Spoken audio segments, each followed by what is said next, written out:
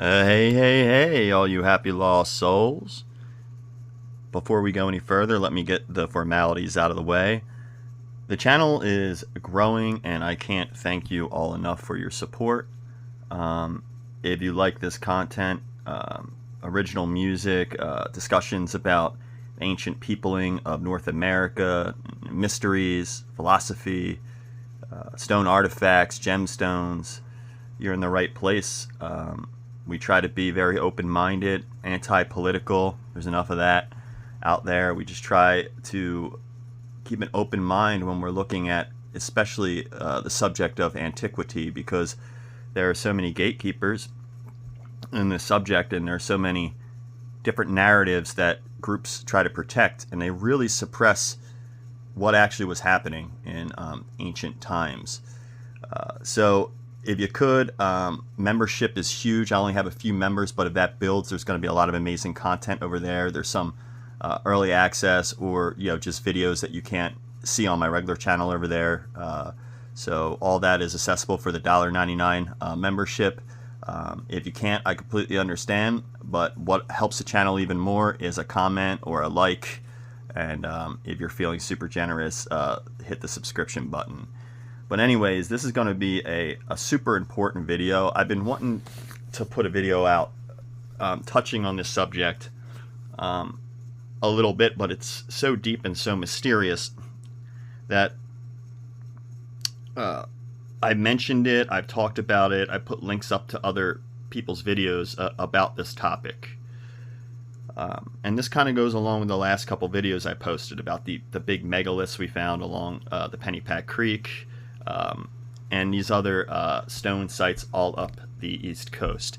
And I just don't think people realize the extent of the unknown stone megalithic constructions that are left behind on the East Coast.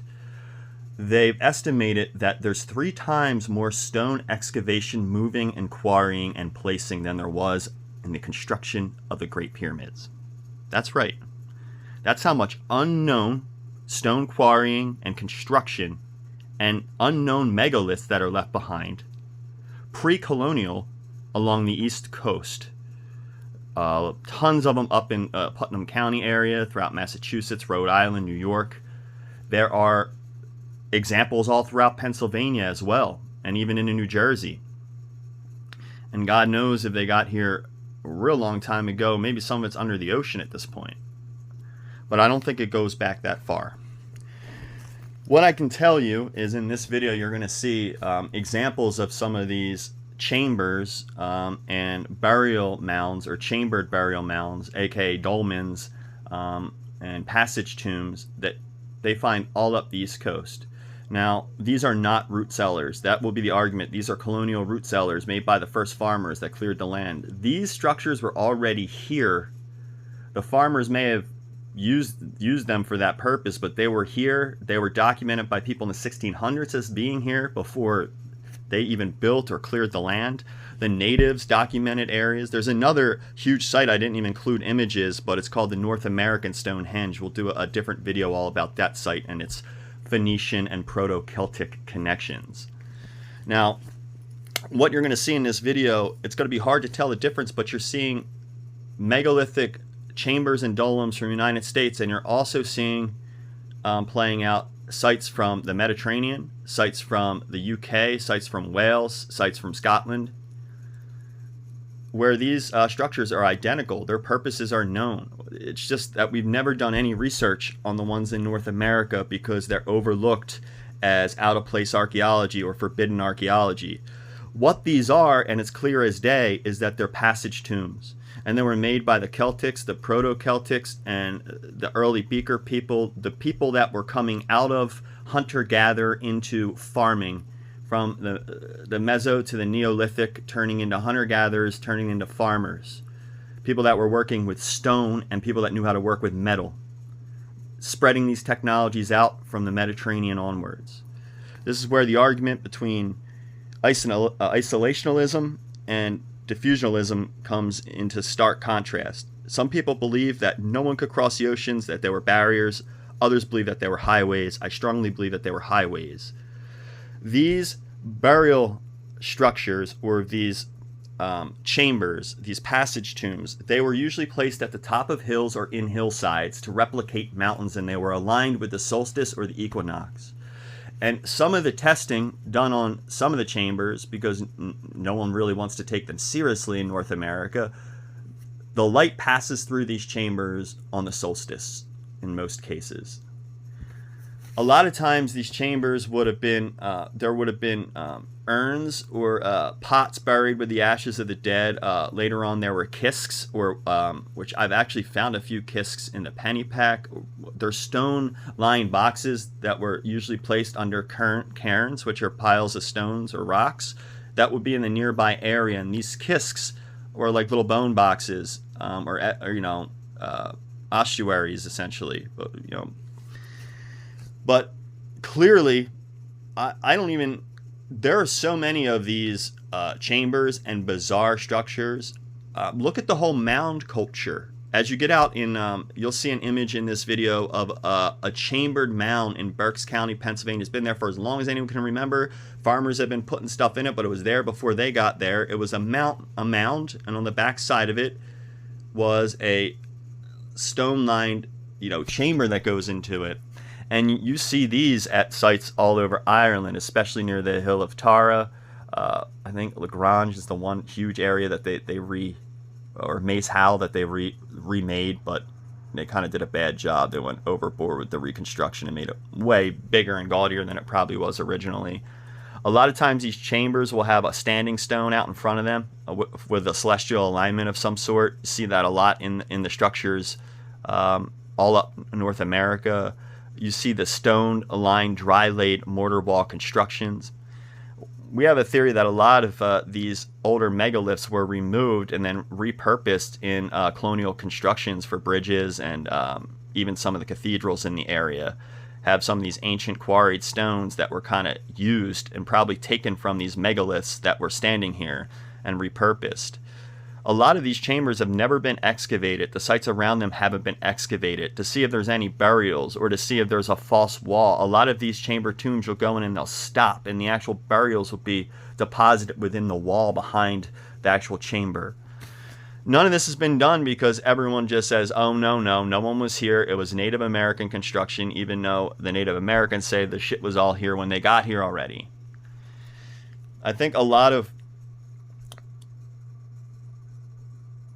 what it comes down to is these groups kind of moved into the area. I don't know how long they were here, but I believe they came over with early Bronze Age explorers, or when the Bronze Age might have collapsed.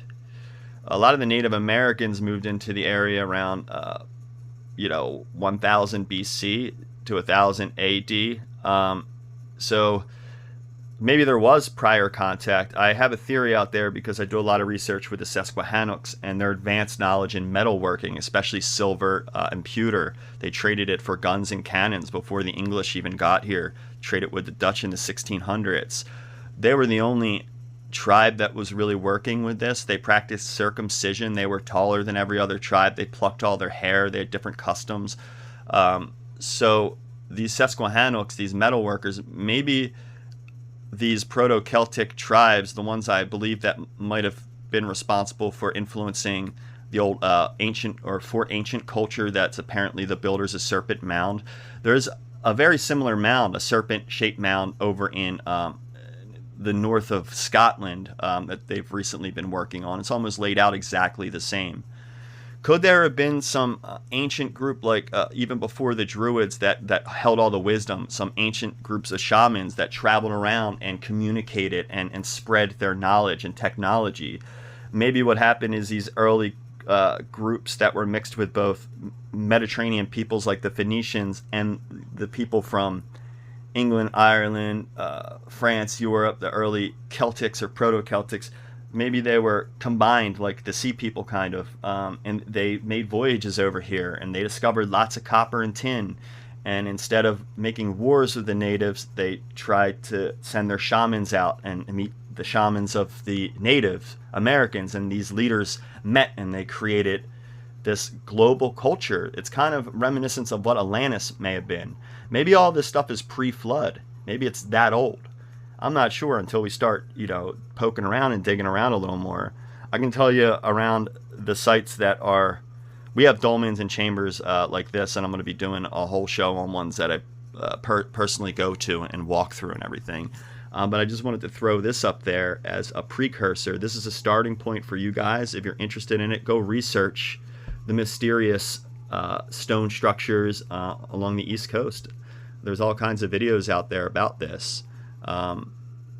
So anyways, I strongly believe that there was an early Celtic or Proto-Celtic Mediterranean migration. I believe they shared knowledge with the leaders of the natives. I believe like these places like Cahota that fell right around when kind of it had its height during like the collapse of the Bronze Age and fell right after the collapse of the Bronze. Maybe all of these sites were trading. Maybe the South American sites that look so similar to sites in all over the world, these pyramids, these structures. They've even found Phoenician artifacts down in South America. There could have been a vast global trade network that is just erased. And if we keep suppressing all of this, then we're never going to get anywhere.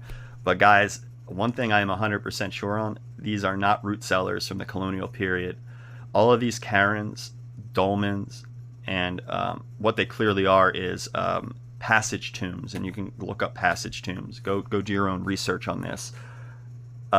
Your jaw will start to drop when you see how similar the sites on the northeast coast are of America. These ancient sites that no one likes to talk about. More stonework done than the Great Pyramids, 2 to 3 times more man hours to do it. There was a large amount of people over here that had a population going on. Whether you want to admit it or not, who were they? Let's get to the bottom of it, guys. Anyway, please subscribe. Let me know your opinions and your thoughts below. Some people will adamantly disagree with this this notion, but I don't think once you start looking at all the comparisons around the world to what these stone structures are, no one's going to build a root cellar with these megalithic stone constructions. The inside of these chambers, if you walk through them, look identical to the ones in Maes Howell and in Ireland and throughout Wales and throughout ancient Mediterranean Neolithic sites. So there had to be a diffusional model going on. There had to be a lot of trade and global maritime seafaring ancients. They were using the oceans as highways. They were way more advanced than we give them credit for. Anyways, guys, please subscribe. Thank you all. Peace, love, stay safe.